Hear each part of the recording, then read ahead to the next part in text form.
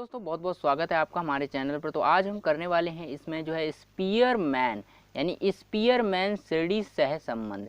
Spearman श्रेणी सह संबंध के माध्यम से जो है हम गुणांक निकालना सीखेंगे यानी सह संबंध निकालना सीखेंगे। तो हमने पिछली वीडियो में भी सीखा था, इसी विधि के माध्यम से हमने निकाला था सह संबंध गुणांक यानी सह संबंध की गणना की थी। लेकिन आज हम इस वीडियो में एक ऐसा क्वेश्चन करेंगे जिसमें क्रम नहीं दे रखा। हमने पिछली वीडियो में जो क्वेश्चन किया था उसमें क्रम दे रखा था, यानी 1 से लेकर आपको जो है 10 तक गिनतियां दे रखी थी, यानी क्रम दे रखा था, 1 2 3 4 ऐसे क्रम दे रखा था और हमने वो क्वेश्चन किया था। अब हम करेंगे ऐसा क्वेश्चन जो क्रम नहीं दे रखा होता है, यानी मान लीजिए आपको जो है आगे पीछे संख्याएं दे रखी हैं तो आप उस क्वेश्चन को कैसे करेंगे आज हम इस वीडियो में सीखेंगे और इस विधि को लगाकर कैसे हम आंसर निकालेंगे वो सीखेंगे। तो चलिए आज हम आज की वीडियो शुरू करते हैं और देखते हैं किस प्रकार से जो है इस फॉर्मूले का यूज करके हम अगर क्रम नहीं दे रखा क्वेश्चन में तो कैसे करते हैं। तो चलिए आज वो भी सीख लेते हैं। तो चल देखते हैं। यहाँ पर सबसे पहले हम एक क्वेश्चन ले लेते हैं और क्वेश्चन को समझते हैं। तो सबसे पहले मैंने एक क्वेश्चन ले लिया x वाला, x और यहाँ पर मैंने y लिख लिया। तो x के मैंने लिखा है 15, यहाँ पर 17, 14, 13, 11, 12, 16, 18, 10। ठीक है, इस तरह से हमने कर लिया। उसके बाद यहाँ पर 10 के बाद एक 9 भी है और यहाँ पर y में जो है 15, 12, 4, 6, 7, 9, 3, 10, 2, 5। तो इस प्रकार से हमने क्वेश्चन लिख लिया। तो ये क्वेश्चन है हमारा। अब इस क्वेश्चन को हमें सॉल्व करना है। इसमें देखिए कोई क्रम नहीं सही रखा है, यानी संख्या एक तरफ से नहीं, ऊबड़ खाबड़ संख्या, मतलब आगे पीछे कुछ भी दे रखा है, समझ में नहीं आ रहा अब कैसे करें। यानी हम x पता है इसको मान लेते हैं, आप सीधा क्या करेंगे x इसको मान के, r मान के, इसको क्या करेंगे y इसको मान के, इसमें x में से y घटा के आप सीधा करने लग जाएंगे तो आपका क्वेश्चन गलत हो जाएगा। तो ऐसे नहीं करना है। इस प्रकार से आपको क्वेश्चन अगर दिया हो तो कैसे करना है आज हम इस वीडियो में सीखेंगे।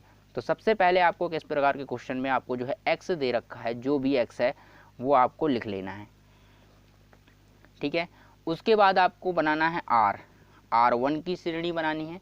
ठीक है, तो R1 की श्रेणी बनानी पड़ेगी। तो आप R1 की कॉलम बनाएंगे, उसके बाद Y बनाएंगे और Y का जो है जो दे रखा है वो लिख लेंगे। उसके बाद R2 बनाएंगे, यानी Y के लिए बनाएंगे R2। उसके बाद आप D निकालेंगे। D कैसे निकलता है, R1 माइनस R2 करके। ठीक है, उसके बाद आपको निकालना पड़ेगा D का स्क्वायर। तो आपको ये सारा काम करना है। तो सबसे पहले हमें क्या पता होना चाहिए, R1, क्योंकि हमें काम किस पर करना है, R1 और R2 पर करना है, XY पर तो करना नहीं है। तो R1 और R2 हमें पता होना चाहिए। कैसे निकालते हैं, तो सबसे पहले जैसे XY दे रखा है वैसे का वैसे ही हम लिख लेंगे। ठीक है, तो यहाँ पर कितना है 15, अगला कितना है 17 है, उसके बाद 14 है, 13 और 11, 12, 16, कितना है 16, 18 जो है 10 और 9। और बढ़ा लेते हैं इसको यहाँ पर, और इसको थोड़ा और बढ़ा लेते हैं। यहाँ पर क्या है, ये बढ़ गया हमारा। तो अब हमें क्या करना है, हमने लिख लिया x। अब हमें R1 कैसे लिखना है। अब देखिए यहाँ पर R1 कैसे बनाना है, R2 कैसे निकालना है। तो R1 x का R1 होता है, तो R1 कैसे निकालेंगे। अब यहाँ पर यहाँ संख्या देखिए, सबसे पहले हमें क्या करने वाले हैं, क्रम देने वाले हैं संख्याओं को। तो सबसे छोटी संख्या देखिए इसमें कौन सी है, सबसे छोटी संख्या कौन सी है। तो यहाँ पर देखिए सबसे छोटी दिख रही है कौन सी, 15, 17, 14। यहाँ पर मुझे जो है सबसे छोटी 9 दिख रही है। तो 9 को मैं 1 नंबर दे दूंगा, 9 को मैं कह दूंगा 9 हमारी 1 नंबर संख्या है। ठीक है, तो 9 हमारा जहाँ पर है उसके आगे मैं क्या कर दूंगा, 1 लिख दूंगा। ठीक है, मैंने इसको रैंक दे दिया, यानी R का मतलब क्या होता है, रैंक देना, यानी ठीक है श्रेणी का मतलब R का मतलब है रैंक देना। तो यहाँ में मैंने 1 रैंक दे दी, ये फर्स्ट नंबर पे है। ठीक है, सबसे छोटा है तो फर्स्ट नंबर पे। अब इसके बाद दूसरा कौन सा है, सबसे यानी इससे बड़ा कौन सा है, जस्ट बड़ा। तो 10 देखिए, मेरे को 10 दिख रहा है, तो 10 को मैं क्या दे दूंगा, यहाँ पर 10 को मैं यहाँ रैंक दे दूंगा 2 की। तो ये मेरे को 2 पता है, 2 है। उसके बाद अब तीसरे नंबर पे कौन सा है, तीसरे नंबर पे 10 से बड़ा कौन होता है, 11 होता है। तो 11 हमारा 3 पे आ रहा है, 11 कहाँ आ रहा है, 3 आ रहा है। तो 11 के आगे मैं क्या लिख दूंगा, 3 लिख दूंगा। ठीक है, उसके बाद देखिए 11 के बाद क्या होता है 12, 12 के आगे कितना है, 12 के आगे मैं 4 लिखूँगा, चौथे नंबर पे है। उसके बाद 12 के बाद क्या है 13, ये 13 5वें नंबर पे है। 14, 14 के बाद ये 14 है छठे नंबर पे। 14 15 कितना है 7वें नंबर पे, 15 हो गया। अब 16 देखिए 16 भी है, 16 कितने नंबर पे है 8वें नंबर पे। 16 के बाद 17 9वें नंबर पे, और ये जो है आपका 10वें नंबर पे है 18। तो इस प्रकार से आपको क्या करनी है, रैंक देनी है। जॉन शुरू से लेकर ये लास्ट से दे दें या शुरू से दे दें, तो यानी सबसे छोटी संख्या उसको 1 मान लें, फिर उससे बड़ी 2, उससे बड़ी 3, इससे बड़ी 4, इस तरह से रैंक दे दें संख्याओं को। ठीक है, तो अब हमें क्या करना है, अब इसी तरह y के साथ करना है। y की संख्या लिख लेते हैं। y कितना है हमारा 15, 12, 4, 6, 7, 9, 9, 3, 10 जो है 2, 5। तो हमने यहाँ पर लिख ली संख्याएं। अब इसको रैंक देते हैं। सबसे पहले सबसे छोटी, देखिए जो रैंक आप R1 को दे रहे हैं जिस तरह से, यानी सबसे छोटी संख्या से एक करके एक मान के चल रहे हैं, 1 2 3 ऐसे छोटी संख्या से बढ़ती हुई रैंक दे रहे हैं, उसी प्रकार से आपको R2 भी रैंक देना है बढ़ती हुई। ऐसा मत कीजिएगा कि यहाँ पर R1 को बढ़ती हुई रैंक दे रहे हैं और इसको घटती हुई। तो अगर आप बढ़ती हुई रैंक R1 को देते हैं तो इसको भी R2 को भी बढ़ती हुई रैंक दीजिए, और आप अगर घटती हुई इसको दे रहे हैं तो इसको भी घटती हुई दीजिए। तो ठीक है, तो मैं बढ़ती हुई दे रहा हूँ। यहाँ पर क्या कर रहा हूँ कि सबसे छोटी संख्या को मैं 1 मान रहा हूँ, उसके बाद उससे बड़ी ऐसे करके मैं उसको रैंक दे रहा हूँ। तो सबसे छोटी संख्या आपको यहाँ पर बताइए कौन सी दिख रही है, आप बताइए यहाँ पर कौन सी दिख रही है। यहाँ पर जो सबसे छोटी संख्या है वो मेरे को दिख रही है यहाँ पर 2, यहाँ पर 2 दिख रही है। तो मैं क्या करूँगा, 2 को 1 मान लूँगा, 2 पहले नंबर पे है। उसके बाद 3 आता है तो 3 दूसरे नंबर पे हो गया। 3 के बाद 4 है तो 4 किस नंबर पे होगा, 4 हमारा तीसरे नंबर पे है।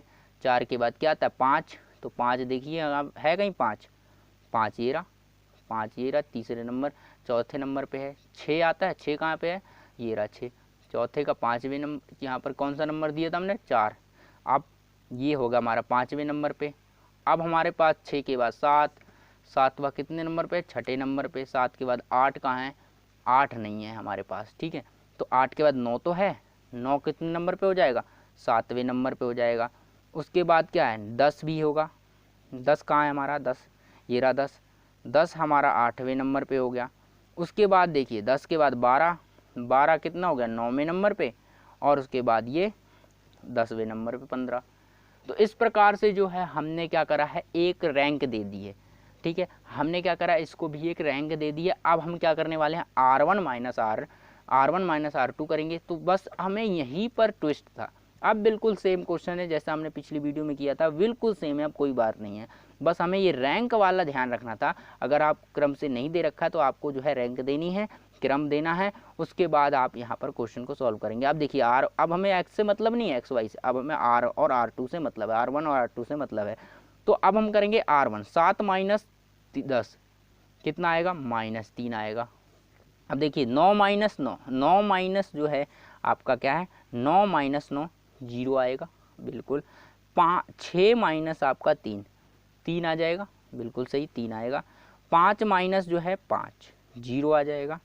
उसके बाद 3 माइनस 6 कितना, 3 माइनस 6 -3 आ जाएगा। 4 माइनस 7 -3 आ जाएगा। 8 माइनस 2, 8 माइनस 2 6 आ जाएगा, कितना आ जाएगा 6। उसके बाद जो है 10 माइनस 8 2 आ जाएगा, 2 माइनस 1 1 आ जाएगा, और 1 माइनस 4 -3 आ जाएगा, कितना आएगा 3 आएगा। अब हमने क्या निकाल लिया, अब हमने डी निकाल लिया। अब डी का स्क्वायर करना है सिंपल।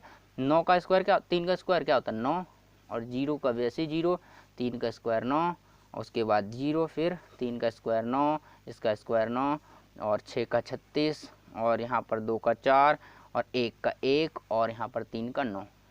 तो अब हमें क्या करना है, अब इसकी कैलकुलेशन कर लेनी है। जो भी है हमें क्या चाहिए, लास्ट का चाहिए, हमें इनको जोड़ने से मतलब नहीं है।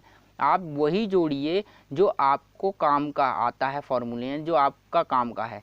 ठीक है, इनको जोड़ेंगे तो ये आपका जो है 86 आ जाएगा, यानी 86 आ जाएगा। ठीक है, तो अब हमें क्या कर रहे हैं, हमें सारी चीज़ें मिल गई हैं। एन हमारा कितना है, एन हमारा जो है 10 है, मैक्सिमम क्या है 10 संख्या है ना हमारे पास, तो 10 है। तो अब हमें क्या करना है, आर निकालना है। तो आर के इक्वल टू क्या होगा, स्पीयरमैन विधि से, तो 1 माइनस क्या था 6 सिग्मा डी स्क्वायर बटे में आपका जो है n की पावर 3 माइनस n ये। तो अब हमें क्या करना है, लिखते हैं सॉल्यूशन। यहाँ पर 6 का मल्टीप्लाई करते हैं, कितना, कितने से मल्टीप्लाई, 86 से। उसके बाद n कितना होता है 10, 10 का स्क्वायर क्यूब और 10। तो यहाँ पर क्या आ जाएगा, इसको सॉल्व करेंगे, ये जो आएगा 1, यहाँ पर इसको गुणा कर देंगे। तो ये गुणा करने पर आपको पास कहता है कितना दे देगा, गुणा करेंगे तो ये 500 कितना देगा 16। तो चलिए करते हैं गुणा, तो ये हो गया 516 हो जाएगा। और यहाँ पर जो है 10 का वर्ग कितना होगा 1000, 1000 माइनस 10। तो यहाँ पर देखिए 1000 माइनस 10 कितना होता है, यहाँ पर 1 माइनस जो है 516 बटे 990 इतना हो जाएगा।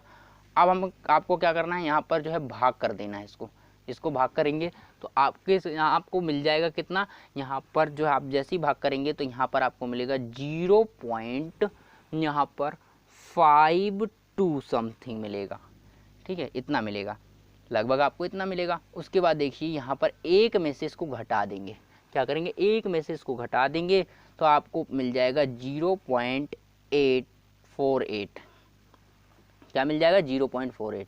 तो इस प्रकार से आप निकाल सकते हैं सहज संबंध। यह क्या है, आपका स्पीयरमैन विधि से सहज संबंध है, यानी जब आपको क्रम नहीं दे रखा होता है तब आप इस प्रकार से जो है इस विधि को निकालेंगे, तो इस विधि से निकालेंगे। तो आपको देखो क्या करना है, आपको मेन चीज़ आपको यही याद रखनी है, आपको जब क्रम नहीं दे रखा है यहाँ से तो आपको x लिख लेना है और y लिख लेना है। तो x में जो सबसे छोटा है उसे 1 नंबर दे देना है, उससे बड़ा है उसे 2 नंबर दे देना है, उससे बड़ा है उससे बड़ा है 3 नंबर दे देना है। तो इसको ऐसे नंबर देने हैं, ठीक है।